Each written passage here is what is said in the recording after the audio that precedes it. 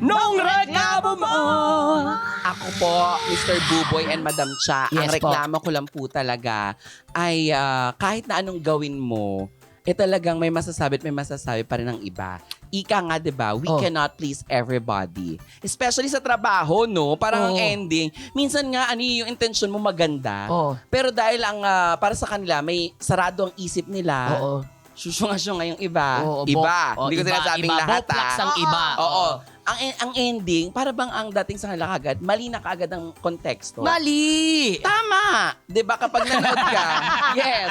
Kapag nanood ka ng mga videos, especially like this, 'di ba? Oo. Napaka-importante na hindi pwede yung sa caption ka lang tumingin, Oo. sa simula ka lang nanood, hindi mo tinapos, ganyan. Mismo. Ang napanood mo yung putol na. Huwag Yeah. ganon. Wag ganun, te, kasi ang ending, 'di ba? Tama. Oo. Mahirap na.